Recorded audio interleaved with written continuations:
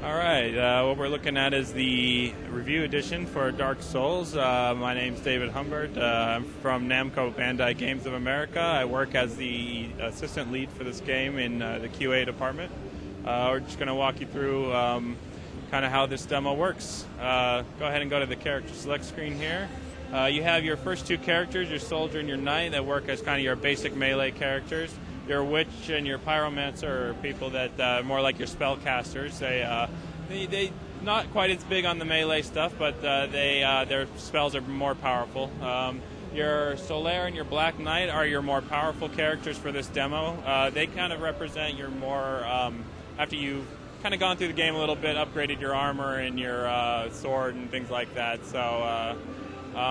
The Black Knight is the only one in this demo that will be able to invade another person's world and explicitly hunt them down and take them out. So that's like a PvP situation.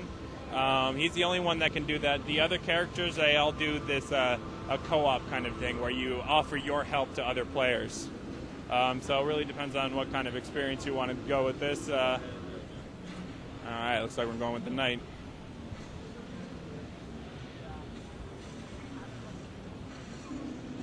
Okay, I'll run you through the basic controls here. You got R1 for your basic attack. R2 is your strong attack.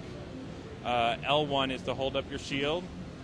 L2 is basically a parry that will sort of glance attacks off of people, off of incoming attacks. It would glance them away and leave them open for a counter attack. Clicking the right stick will target the nearest enemy or reorient the camera. So that's a good way to. Are you going to try to invert the? Okay, so yeah, hit X here.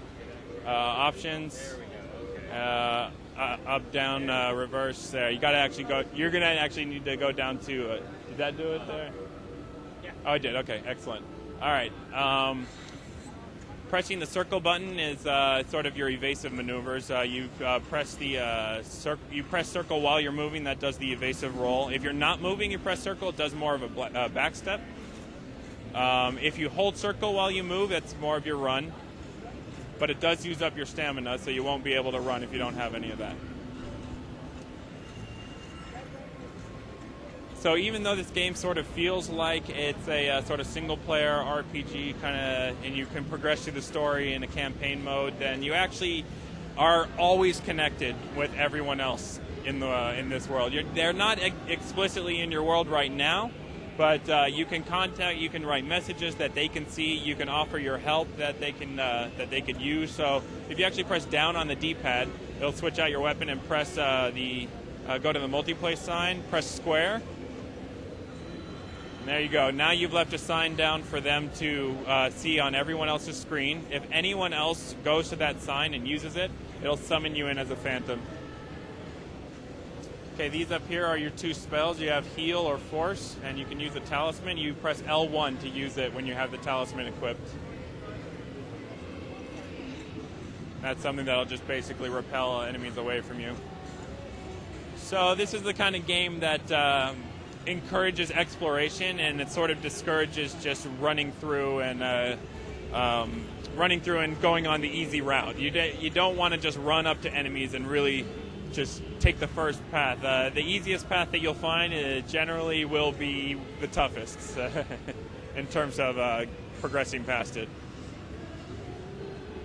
So in this case, you got a big red dragon here you need to get past.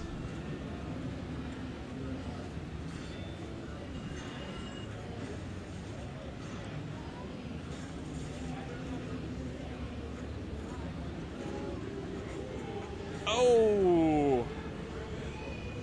So after a while, you try to attack the dragon over and over again. You might find, well, it looks like it can't be done. What you do is you kind of retrace your steps. You say, maybe there's something I missed back there. And that's what this game is about. It's really about not really running through the easiest path, but just sort of look around, see where everything is, and see if you've missed something. And usually there's something you'll find that that'll help you out with the rest of the game, or help you progress through the rest of the game. Now, in this one, there's no nexus anymore. So now it's open world. How does that play into the gameplay now? Well, the world actually, instead of having a nexus, what we have is we have like a very seamless world where even right from the beginning, you're dropped into the hub, and what you have is you have something where you can just go anywhere from that initial location. You're dropped right in. You're not really sure what's going on. You just need to know, like, you just start exploring around, and you basically can go to any level from the beginning that you want. So there's no real explicit progression of 1, 2, 3, 4, 5.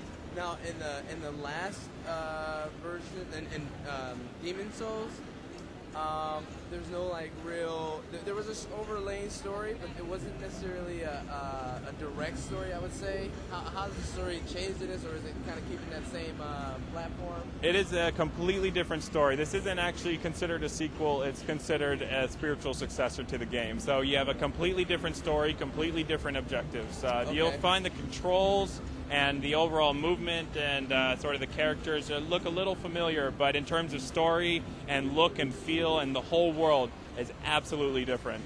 Okay. How is the story told through more of a cinematic approach, or is it told through the gameplay in this open world environment? I understand that there's supposed to be these different villages and different places you can explore. Well, the story itself is it's not something that that's actually been finalized yet. So it's actually still kind of up in the air how they're gonna how that's gonna be played out. So I'm afraid I actually couldn't really answer that question for you because that's kind of behind the curtains for me. Right. But the whole community, how can I explain it? This open world, my understanding is like this. The community, the aspect when you venture to different areas, you can create factions with different areas and things like that, and that affects the online play in some type of way, some PvP stuff or something like that. Well, you can create your own. You can still kind of create your own factions. You could still kind of have sort of a leaderboard system set up, but that's all completely separate from the game because all you can do in this game is you can just offer your help for co-op play, and anyone can accept it. So it would have to be something that's extremely coordinated, and in terms of invasion and things like that, that's also something there's no direct science to it, anything like that. But you can do a max of 4 players per world. That's so you can do a 4-player cooperative play. You can do 1 versus 3, 2 versus 2, that kind of thing. Okay. So basically, whatever you decide to do in your single player experience doesn't necessarily affect what happens in the multiplayer experience. Not directly. I mean, the more you go through the single player game, and the more you take out, the more you kill. If you summon someone into that world, they don't need to do any of that now because you've already gone through it. But yeah, it's not something that is. It's not something where there's not too much in terms of helping other people through the world. There could be there is actually one spell that the Solaire has that does heal through different worlds. Oh, wow. If anyone's close by, Nice. And there is sort of a way you could be malicious with the Pyromancer by putting down a sign that makes everyone else's world harder. But so that one's actually kind of cool because the goal there would be to say, oh, my world's harder. I got to find where the Pyromancer did this, invade his world, and take him out. Right. And that'll turn your world back to normal. Nice. Okay, so I guess I'm kind of understanding how this component of the connected network, or always being connected to the different worlds, works. Yeah. That's right, exactly. You're always connected. You can always be invaded by another player, and you could always call in other players to help you. You can always offer your help to other players. It just all depends. Awesome. Thanks, man.